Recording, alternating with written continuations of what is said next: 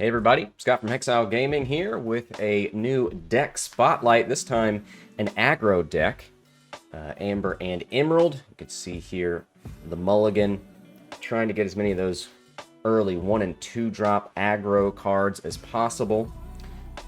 Here getting rid of the queen, dropping that cursed merfolk. Don't have the 1-drop queen, so nothing to shift into. You can see we're up against Sapphire Ruby, putting away a Mickey, bringing out a Popsicle. I'm getting rid of this dock. Don't use it that often. Makes things cheaper. I was thinking it would, if I got it out there, it would make things cheap enough that I could get more aggro cards out, but I don't end up using it very often. I do see the Rush Queen getting rid of our cursed merfolk, suffering the effect, having to discard a card. And this is what I like to see. Get our aggro pieces out, and a bodyguard. See if they have multiple queens. No, they've already put out their Grandma Tala and Inked. And we've drawn into Piglet. Debating, yeah, I'm up against Ruby and Sapphire, so I'm not too worried about songs. I just want to get a wide board as soon as possible, especially against Ruby. I'm constantly looking at that 7 ink timer for Be Prepared. So I want to go wide, get a lot of questing power out there. We're already at 9. I don't have my bodyguard anymore, so those rush pieces would be able to come out on the board and take something out, but we're at 18. We did it. We got to 5 ink and won the game. There we go. That's game 1. On to game 2. This time against Emerald Steel. I do like to go into these games with 1-drops and bodyguards. We do not have the bodyguard here. But we are up against another aggro deck. They've got the Cursed Merfolk. Let's show them some Cursed Merfolk. Briar Tuck into the ink. Here comes Flynn. We've got some of that too. But at 2 ink, we're going to decide to drop 2 1-drops, Queen and Lilo. Try and get a wider board, give us access to that Queen. Tinkerbell into the ink. Here comes Prince John, so I'm a little worried about this card.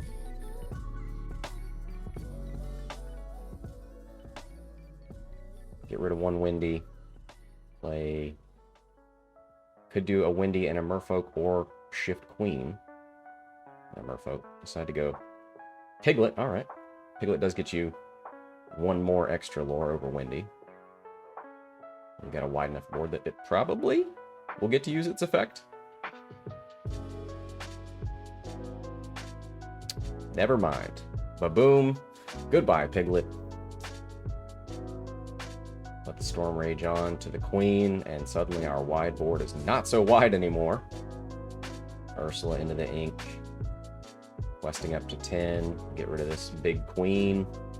Put out our Windy. Desperately questing. Who's going to win this race? Another Prince John.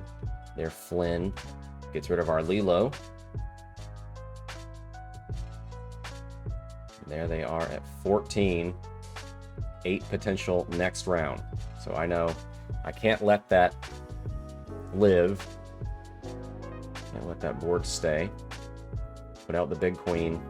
Windy, it's up to you. These cursed merfolk can't do anything.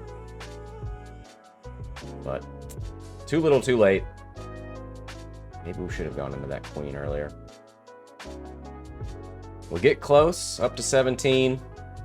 But they've got Lethal.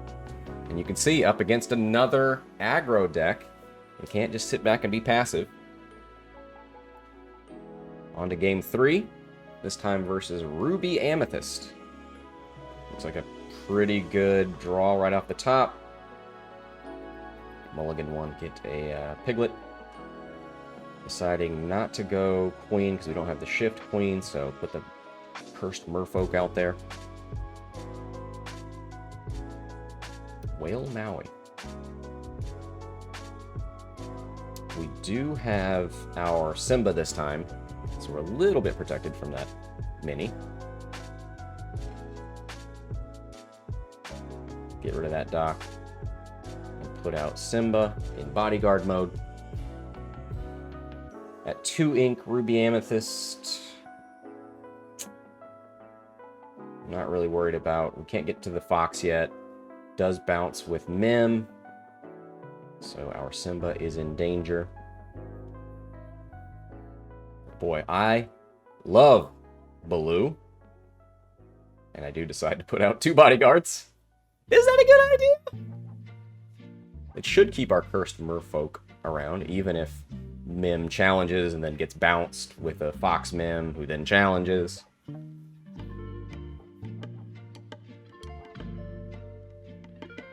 Did we see it?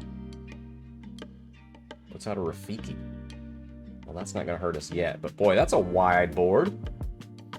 And there's Hades, one of the later additions to this list. Especially love it for getting back our bodyguards, so we can get Simba back. And they've got a wide enough board that their Snake or Rafiki could take out our Baloo, and then the cursed merfolk are in danger. But hey, we're here to go fast. Cusco into the ink. Now they've got 4. Here comes a Merlin Rabbit for card draw. There's the Madam Mim taking out our Baloo, getting us to lore. Feels good, man. And now, who wants to take out the merfolk? It's Olaf. Forces a discard. Hades looking real lonely out there. So we could get to 5. Play a Flynn and a bodyguard. Don't need to put it in bodyguard mode because there's nothing to protect. Unless they put out, you know, a Pinocchio and exert us. Simba wouldn't be doing much.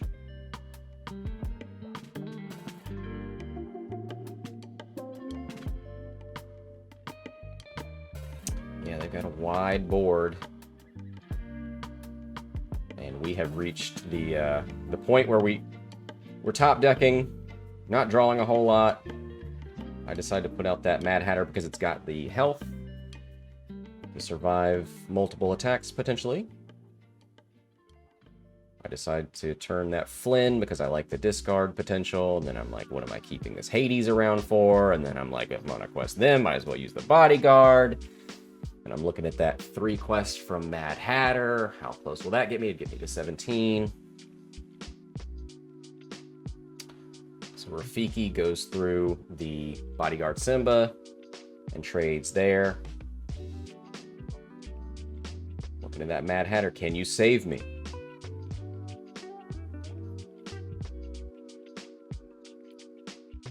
We do have Tinkerbells in this list, which are evasive questers. Should work really well in here. I think they do have Maui's Fishhook, so they do have ways to take out evasive characters. But they play the Pinocchio, exert our Mad Hatter, and every time he's challenged, I get to draw a card, so that hand is slowly refilling. And in a deck that is thirsty for card draw, suddenly, my hand's not looking so bad. And there's an evasive Ray. Flynn forcing that discard. My opponent's starting a quest. Getting a little nervous. Put this little queen into the ink. Now we can play 2 characters. Hades. What am I keeping you around for? Do I need a challenge? Decide to go for the quest of 15. We got Ray for 3, Queen for 1. So that'd get us to 19, if all that sticks on the board.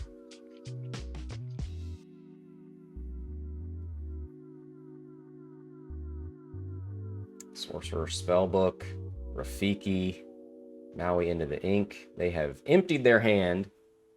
And without anything to challenge, they start questing, and I'm getting nervous.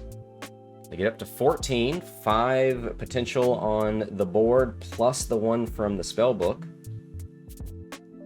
That would win it. So I can't just sit back. I shift into Big Queen.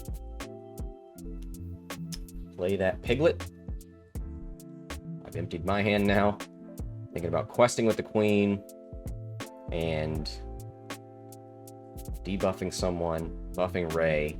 Because I can challenge with Ray and then not be able to be challenged. Take out that Pinocchio. And that should, without a top deck goat, that should win us the game.